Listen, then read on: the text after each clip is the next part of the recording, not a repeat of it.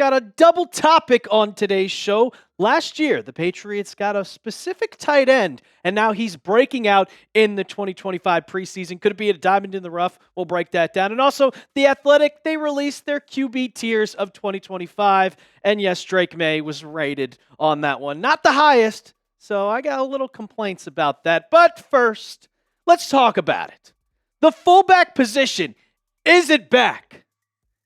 And I think it is. A lot of teams in the NFL are implementing it, just like what we saw with former Patriot Jakob Johnson all the way on the Texans. And Josh McDaniels is bringing this back, and the Patriots may have found an absolute gem. It's Jack Westover, the tight end, fullback, whatever position you want to call him, out of Washington. And he's a second-year player, but this is a brand new position for him. He's kind of, throughout camp, we've seen that he has gotten better and better and lining up in that fullback position for the New England Patriots to try and see what this offense would look like if they brought back the fullback. Like I said, we know all about Josh McDaniels and how he has been throughout his career with getting a fullback on this Patriots roster. We remember James Devlin. We remember back when they had Jakob Johnson. We could go even further back to Heath Evans. Like, it goes on the list of list of fullbacks, Michael Hoomanawanui. I can go over and over of just how many times we've seen with this Patriots offense and Josh McDaniel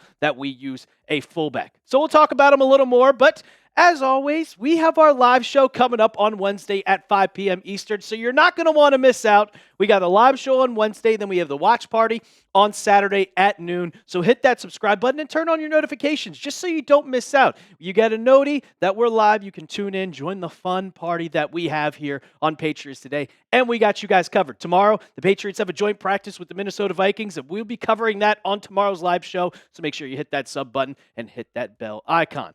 We talked about it, like McDaniels immediately brought back the fullback position. That was his first thing that he did with this offense.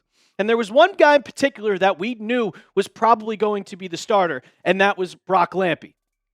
You undrafted free agent, but unfortunately, Lampy suffered a season-ending injury, and it kind of just threw everything completely out of whack for the Patriots. And we saw this tweet coming in from Mike Reese, which was unfortunate to say the least, that Brock Lampe was placed on IR, and the Patriots announced this a couple weeks ago going into this season. And I was really looking forward to Brock Lampe trying to make this roster. It was between him and Lan Larison.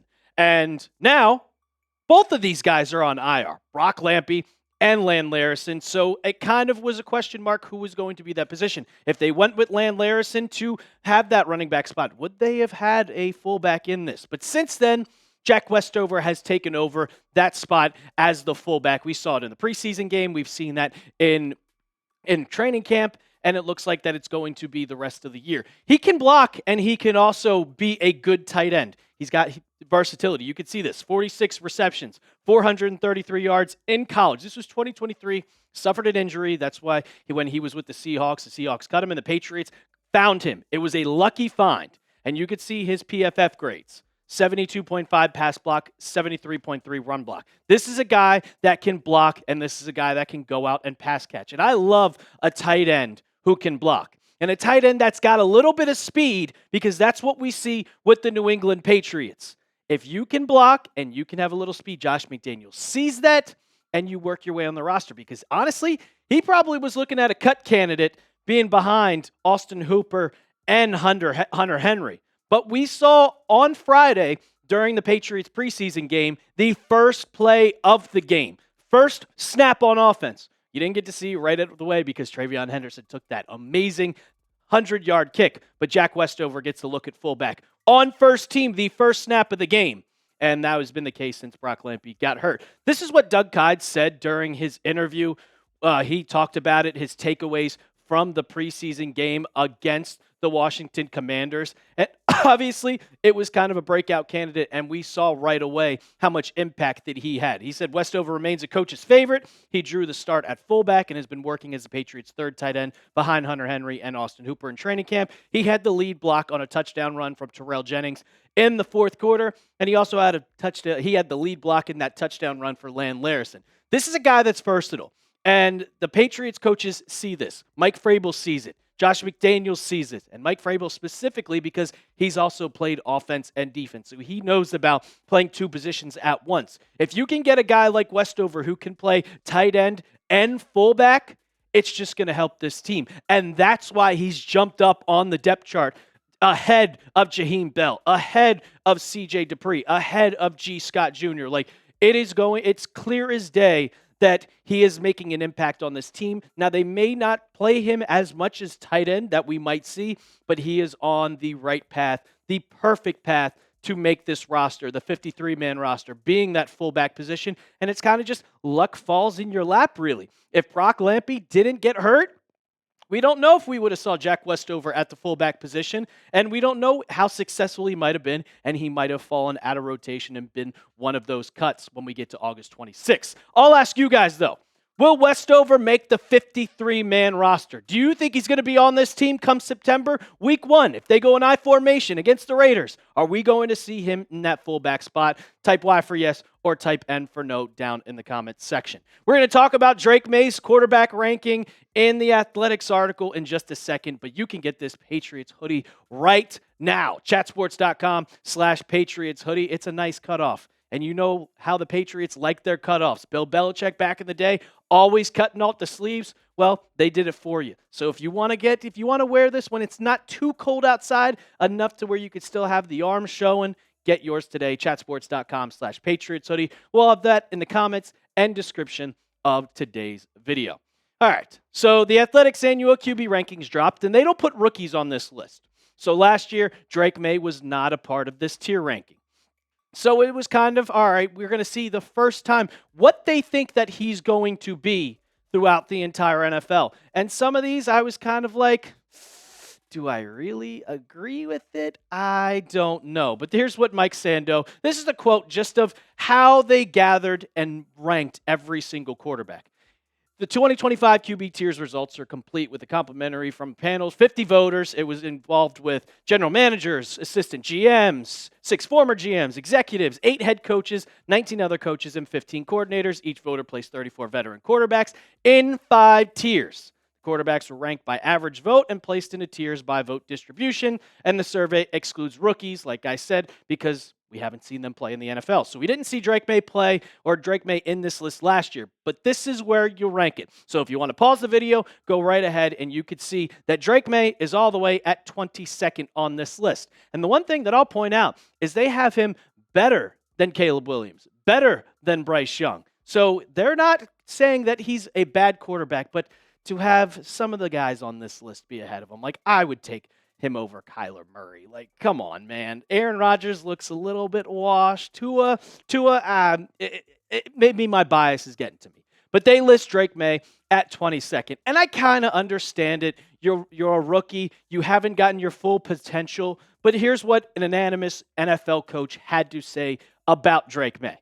And they talked about just the 2 rookies that were kind of around him, Jaden Daniels and Bo Nix. They went into a hell of a lot better situations than Maye did. He's a big athlete that has good vision, can push the ball up on the field. He can run. I think he's coachable. McDaniels does a great job of eliminating negative plays with a quarterback. So I think that will help him. And when I talked about that, like everything that's said in here is true. But then you have another unanimous coach that said, yeah, he turned the ball over a lot. He got injured and had a concussion, but it was tough what they were doing offensively under Jerod Mayo. And so what I got from gathering all of that was they believe in Drake Maye. But they're blaming Jerod Mayo and Alex Van Pelt for all of the things that he did bad last season. And that's kind of all right to say. I mean, the offensive line was horrid. You had awful people that this offensive line, nobody is starting this year except for Mike Owenu, who was not even that great, but a high note of that bad offensive line. And you can see here, 10 interceptions, 14 big-time throws. This was only in 13 games played, a decent completion percentage. 15 touchdowns in 13 games. And now you add Travion Henderson, a guy that can pass catch. You add Josh McDaniels into this offense as bringing in his system. having the short pass plays, the conservative pass plays. This is going to help Drake Maye a lot, and I think his interceptions are going to go down, and I also think his touchdowns are going to go up. So I had a list of what I think Drake Maye should do that will help him improve in 2025. And the number one thing, protect the football. That play on the first drive of the Patriots preseason game on Friday against the Commanders was rookie shit. He went to back, just take the sack. He tried to throw it, came out of his hands. It was a terrible fumble. Slide, slide, slide, slide, slide. For the love of God, just slide. He can run. He can run. We know that. But we saw last year multiple times we thought Drake Maye's getting concussed. And you need to not have that happen. We don't want to see the backup. I like you, Josh Dobbs, but I don't want to see you be the starting quarterback in 2025. Got to implement the RPOs. If Drake Maye can run the ball and he can read the defense and he's fast, low-key fast, and low-key strong, implement those plays, Josh McDaniels. We didn't see any design run last year with Alex Van Pelt as the offensive coordinator. Get the ball out quick. We know what McDaniels, he wants to get that ball out within 2.3 seconds. That's two-step, three-step drop, get the ball out. And if you have those design plays with Travion Henderson, with Pop Douglas, and now you have also Stephon Diggs on the outside, it's going to work, and you got to be red zone efficient. The Patriots were 27th in the league in red zone efficiency. They didn't score once they got in. They were settling for field goals. If you can get better in the red zone to score points, you're going to win games, and it's going to help Drake Maye. Just be smart. Just get the ball into the end zone, score some touchdowns for the love of God, please. 15 in 2024, I'm expecting 25 in 2025. The over-under is 19.5, so if you want to get on that right now. I'll ask you guys before we get on out of here. Drake Maye is a top what QB in the NFL? Fill in the blank for me. What do you guys think? I got him as a top, I'm going to say 15 quarterback in the NFL. If he plays good, he could work his way up and be a top 12, top 10 quarterback in this league. That's going to do it for the latest edition of Patriots Today by Chat Sports. If you want to keep the conversation going, you can find me on Twitter. You can find me on Instagram @TheRealAlper. My DMs are always open. And as always, let's go Pats.